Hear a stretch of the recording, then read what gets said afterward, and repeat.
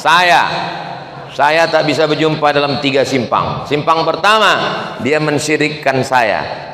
2, dia mengatakan saya ini pelaku bid'ah. Kalau sudah pelaku bid'ah berarti dhalalah. Kalau sudah dhalalah berarti finnar. Yang ketiga, tidak boleh mentakwil ayat mutasyabihat. Saya mentakwil ayat mutasyabihat. Ar-Rahman 'alal arsy istawa. Saya ini bagi mereka musyrik, pelaku bid'ah, masuk neraka, kafir. Itulah maka benci betul mereka sama saya.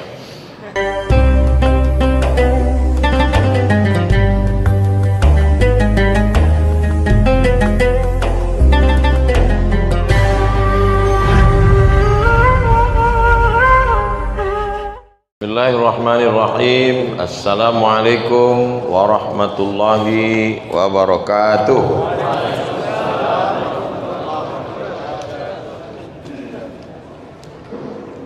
Menurut mazhab Hanafi, seorang wanita dewasa boleh menjadi wali bagi dirinya sendiri.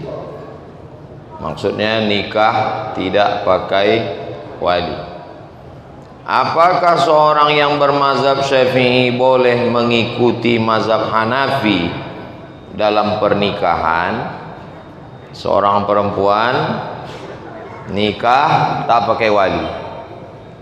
Maka di Indonesia hukum pernikahannya pakai mazhab Syafi'i. Tidak ada satupun KUA di Indonesia ini yang mau menikahkan kalau tak ada wali. Maka nanti Pak Kua akan bertanya, mana mempelai laki-laki, mana mempelai perempuan, mana wali, mana 2 saksi. Karena sudah cukup semua, barulah ada ijab dan qabul. 5. Kalau tidak ada itu, tak akan mau Pak Kua menikahkan. Kalau ada yang berani menikahkan tidak pakai mazhab Syafi'i, maka dia bisa kena pidana karena melanggar hukum kompilasi hukum Islam Indonesia. Perempuan kalau nikahnya tidak tercatat di kantor urusan agama, pertama, kalau dia menikah tidak ada surat nikahnya, meninggal suami, dia tak bisa menuntut warisan. Yang kedua, kalau suaminya pergi, ditinggalkan setahun, sebulan, 2 bulan, dia tak bisa menggugat ke pengadilan. Maka jangan menikah tanpa resmi di kantor urusan agama. Kalau masalah sah menurut fikih, maka menurut fikih, tapi nanti bermasalah belakangan. Yang rugi adalah perempuan. Saya ulang sekali lagi, jangan mau nikah tanpa tercatat di kantor urusan agama mengikut mazhab Syafi'i.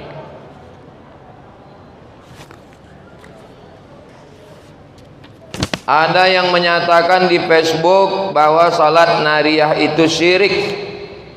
Bagaimana menurut Ustadz? Di mana letaknya salawat nariyah itu syirik?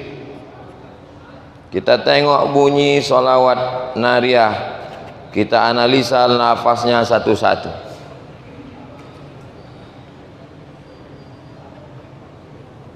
Allahumma ya Allah, salli, berikanlah salawat, salatan kamilah, salawat yang sempurna. Wasallim, salam, salaman tamman, salam yang sempurna. Ala sayyidina Muhammad, kepada Nabi Muhammad sallallahu alaihi wasallam. Tanhallu bihil uqadu, dengan salawat itu maka lepaslah segala ikatan kesulitan. Wa tanfariju bihil kurabu, dengan salawat itu lepaslah segala kesusahan. Wa tuqdha bihil hawaiju, dengan salawat itu tertunaikanlah segala hajat.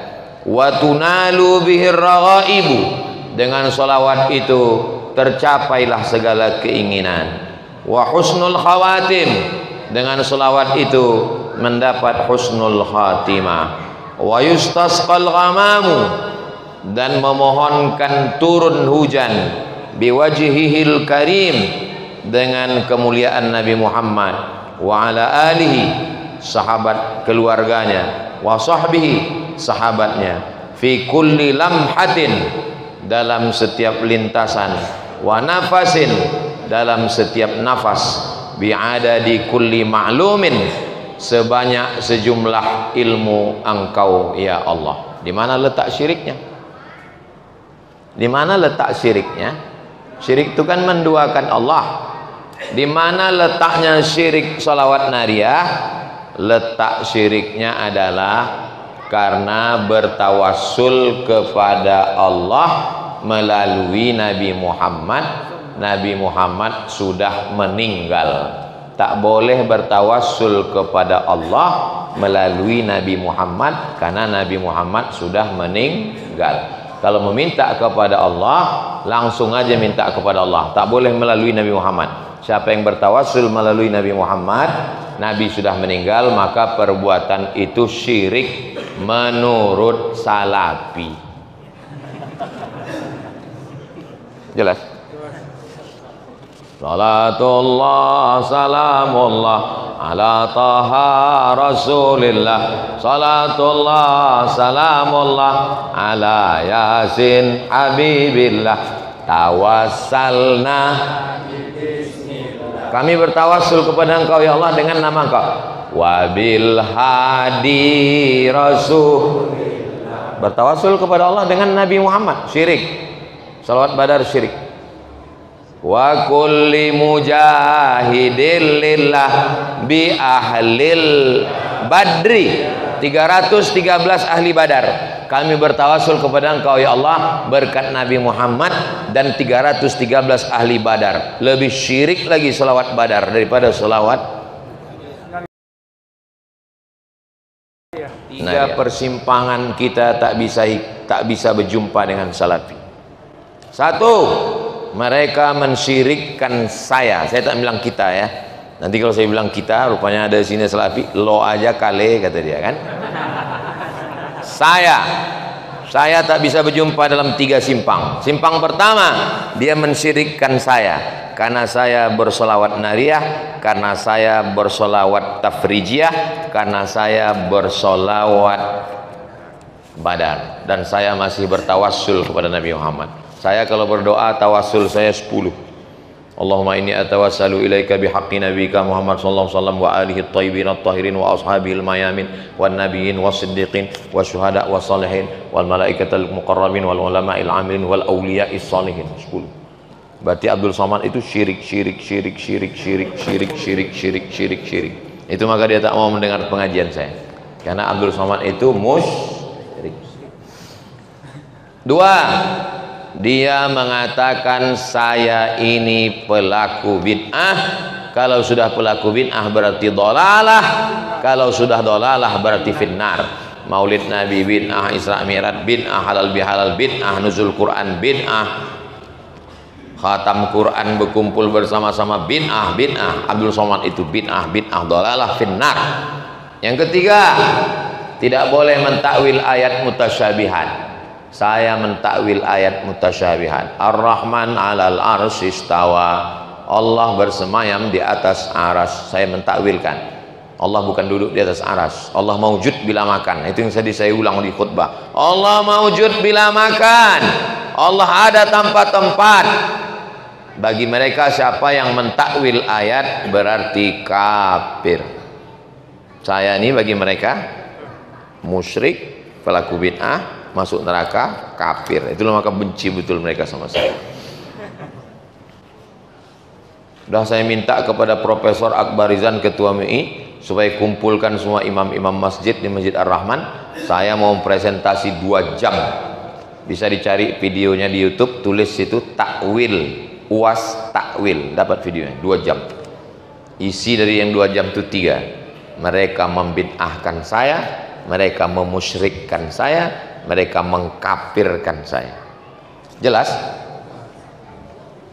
Memang kalau belum makan siang tak jelas memang. Apabila suami meninggal, hanya istri mendapat 1/8, berarti istri akan susah semeninggal suami. Bagaimana solusinya? Seorang suami meninggal, istri mendapat 1/4 kalau tak ada anak. Jadi kalau duit bapak 1 miliar, istri mendapat 1/4, 250 juta. Yang 750 dibagi kepada ahli waris yang lain. Kalau ada anak, bini dapat 1/8, 125 juta menurut fikih. Kalau dipakai KHI, kompilasi hukum Islam Indonesia, harta yang diperoleh dari sejak akad nikah sampai mati, nikah tahun 80, mati 2024, selama 43 tahun ini berapa dapat? Dibagi 2 dulu. Jadi cara membaginya 2 kali. Pertama, harta gonogini dibagi 50-50. 50 almarhum, 50. Waktu nikah berapa dapat? 1 miliar. 500 bini, 500 laki. Nah, dari yang 500 laki tadi, bini dapat lagi. Ada anak apa tak ada anak? Ada anak. Bini dapat lagi 1/8. Nah, jadi lebih kurang dia dapat 70 sekian. Jadi dapat dia 570. Kalau begitu sepeninggal suami akan susah. 570 susah. Antuk kan ketiang 570 susah. Susah sudah dijawab. Betul susah. Kalau tidak mau dibagi gonogini, meninggal suami, lalu dibagi saja menurut fikih 1/8, lalu kemudian apa guna anak-anaknya itu? Mana keadilan Islam? Islam tuh adil. Kenapa ibu cuma dapat, istri cuma dapat 1/8, lalu anak?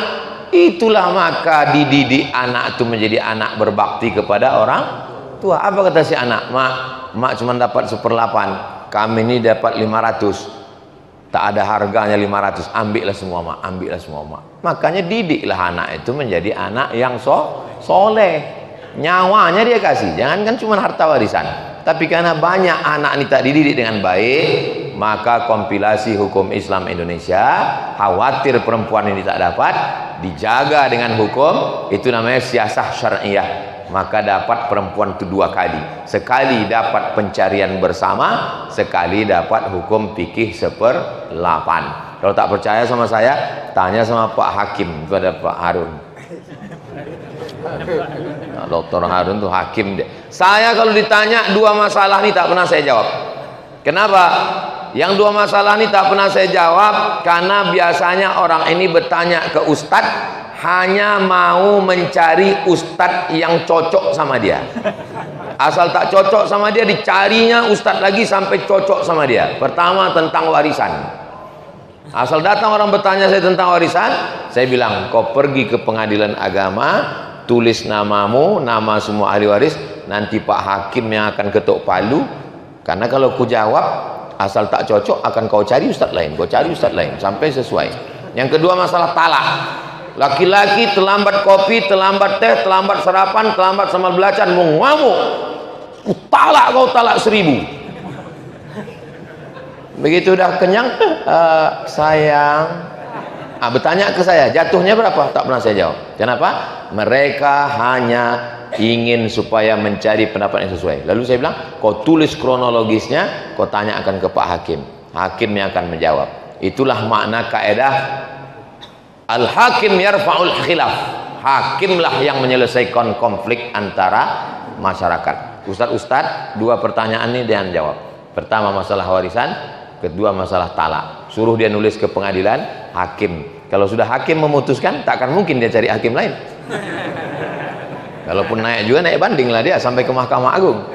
Nah, insya Allah Mahkamah Agung selamat. Di MK yang kurang selamat. Habis. Ala hadhihi niyah, mudah-mudahan kita diberikan istiqomah. Al-Fatihah. A'udzubillahi minasyaitonir rajim. Bismillahirrahmanirrahim. Alhamdulillahirabbil alamin. Arrahmanirrahim. Maliki yaumiddin. Iyyaka na'budu wa iyyaka nasta'in. Inna siratal mustaqim siratal ladzina an'amta 'alaihim ghairil maghdubi 'alaihim waladdallin. Amin. Allahumma salli ala Sayyidina Muhammad wa ala ali Sayyidina Muhammad salatan tunjina biha min jami'il ahwali wal afat wa taqdilana biha jami'al hajat wa tutahhiruna biha min jami'is sayyi'at wa tarfa'una biha 'indaka 'alad darajat wa tuballighuna biha aqsal ghayat min jami'il khairat fil hayati wa ba'dal mamat innaka sami'un qaribun mujibud da'wat ya qadiyal hajat.